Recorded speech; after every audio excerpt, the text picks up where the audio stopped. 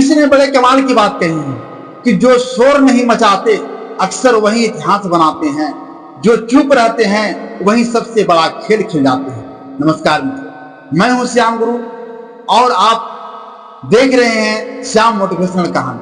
आज मैं आपको एक ऐसी सच्ची और प्रेरणादायक कहानी सुनाने जा रहा हूं जो यह सिखाती है कि दुनिया जिसे मूर्ख समझती है वो अंदर से कितना चतुर हो सकता है। यह बात एक पुराने राज की है।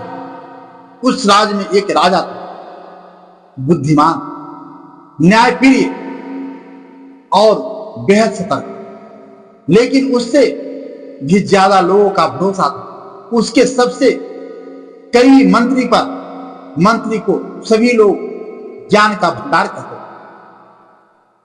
जितनी समझ उसमें थी उतनी शायद उस राज के किसी और व्यक्ति में नहीं थी। उस मंत्री का एक पुत्र था, नाम था चिराग। पढ़ने में तेज, चालाक, मगर बहुत सा, न किसी से उलझता, न किसी को ज्ञान देता, बस हमेशा मुस्कुराकर सबकी बातों को सुनता और चुप रह जाता। राजा अक्सर दरबार में मनोरंजन के लिए चिराग को बुलाता, लेकिन हर बार एक अजीब खेल खेलता। हर बार राजा को धातु चिराग के सामने रखता, एक सोने का सिक्का और एक चांदी का सिक्का, और पूछता, चिराग, इनमें से सबसे बहुमूल्य कौन सा है? और चिराग हर बार चांदी का सिक्का उठा लेता।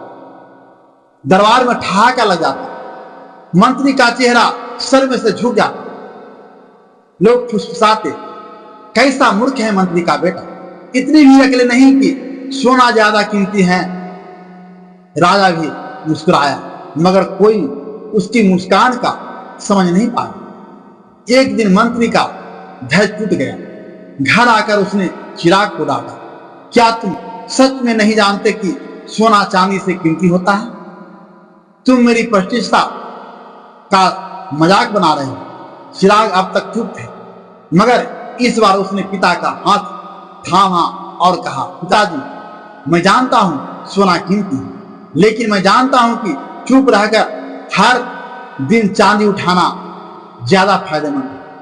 फिर उसने अपनी अलमारी खोली, एक छोटा लकड़ी का डिब्बा निकाला। जब उसे खोला गया तो अंदर 100 से भी ज्यादा चांदी के सिक्के। पिताजी, अगर मैं पहले ही दिन सोना उठाया होता तो राजा मुझे दोबारा बुलाता ही नहीं, लेकिन चांदी उठाने से हर दिन मुझे बुलाया गया और हर दिन मैं एक सिक्का कमा पाया। मुझे दिखावे की नहीं, समझदारी की कमाई चाहिए। मंत्री स्तंभ रह गया। उसके बेटे ने एक साधारण खेल को भी कितनी गहराई से समझा था। कुछ समय बाद खुद राजा ने भी मंत्री से अकेले में कहा, मैं जानता था कि चिराग मूर्ख नहीं है।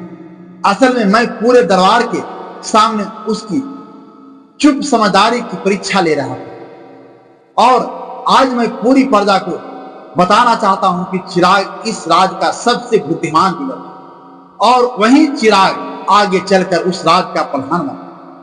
एक शांत, संयमी और प्रखर नेतृत्व वाला व्यक्ति।